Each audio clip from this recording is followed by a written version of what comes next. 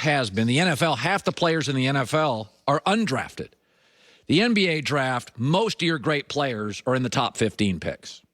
In fact, in the history of the NBA, only one player picked after number 15. One. Jokic, Denver's been an MVP. Generally, and this draft is no different, your stars will overwhelmingly be in the top 10 picks.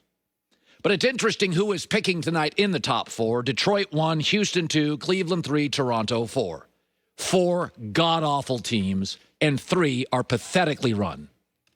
Tonight's draft is exactly why, year after year, I defend NBA players and their mobility. This draft has 4 guaranteed players. Let's talk about them. Jalen certainly make an argument to make him number 1. Strong. He was a star quarterback in high school. Big body. Scores at the rim.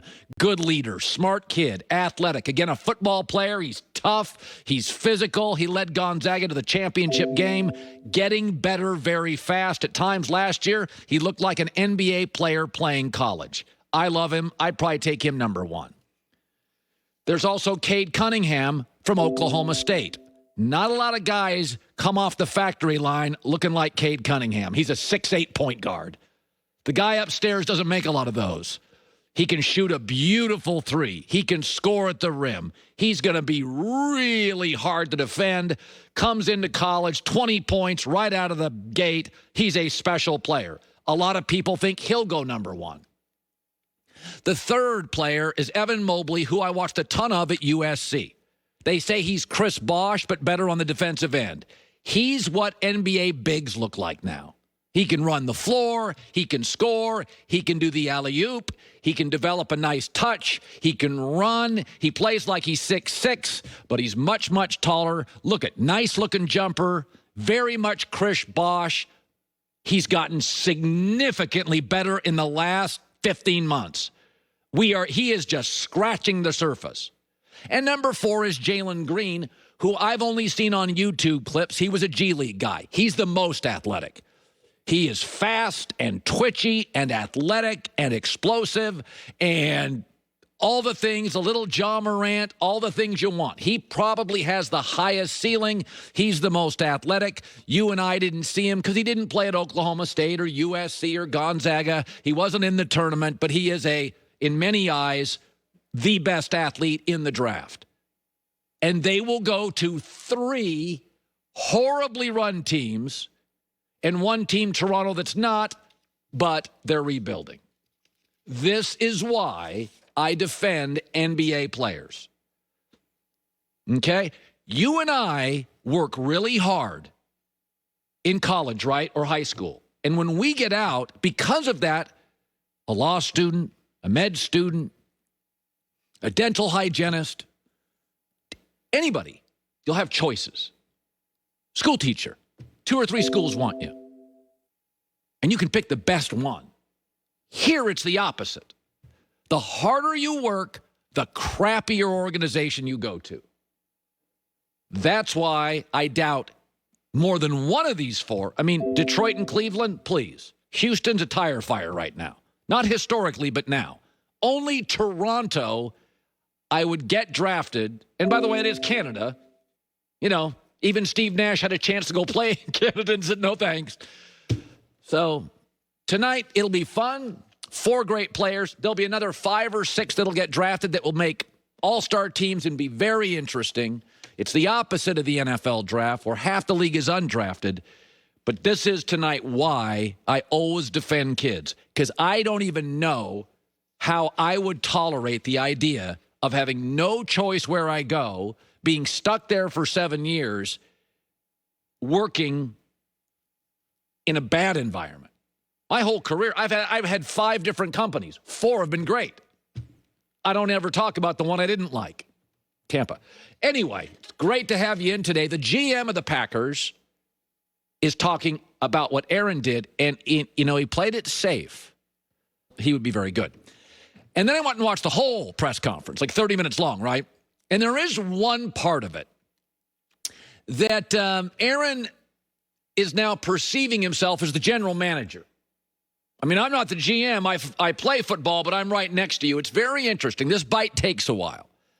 He talks, it started at the press conference. He talks about certain players that weren't treated well by the front office of the Green Bay Packers. This is very important here. Also, I wanted to help the organization maybe learn from them some of the mistakes in the past, in my opinion, about the way that some of the outgoing veterans were treated, and just the fact that we didn't retain a number of players that I felt like were core players to our foundation, our locker room, high character guys. I'm talking about Charles Woodson, Jordy Nelson, Julius Peppers, Clay Matthews, Randall Cobb, James Jones, John Kuhn, Brett Good, TJ Lang, Brian Balaga, Casey Hayward, Micah Hyde, guys who were, exceptional players for us, but great locker room guys, high character guys. Many of them who weren't offered a contract at all, or were extremely lowballed, or were, maybe in my opinion, not given the respect on the way out that guys of their status and stature and high character deserved. I went and looked up all 12 of those players. They're not going to do this on most talk shows. We have a Packer fan on our staff. We looked up everything with all 12. The Packers made one major mistake. Aaron's right with Micah Hyde. He was a great Packer, and he was better after. He went to the Bills, was a Pro Bowl safety. They missed on Micah Hyde. You have a right in the NFL to make a mistake. Bill Belichick's made several. Charles Woodson, I would have done what the Packers did. He was older. He was transitioning to safety. At that time in the NFL, you did not pay safeties big money. Remember, when he went to Green Bay, there wasn't a huge group of teams that wanted him. Green Bay said he's moving to safety. He's got some injuries. He's an older player. I would have done the same thing at the time with Charles Woodson. Not saying it's right, but I understand the decision. One other player, Casey Hayward, had a good rookie year with the Packers, was a nice player. He goes to the Chargers. He becomes a great player. I don't even blame the Packers for that. Sometimes guys, we see this in basketball and football, year 3, year 4, they pop. Casey Hayward's one of those. The Packers are like, we don't think you're worth that money. He goes to the Chargers, and he's great. 9 of the 12 decisions, I looked them all up, what the Packers offered, what the guy did when they left. 9 of the 12, the Packers made the smart, prudent football move. 2 of the 12, they kind of got burned. Micah Hyde, Casey Hayward. Charles Woodson, you could go either way, but the reasoning was very Belichickian, which is you move off a guy a year early than late.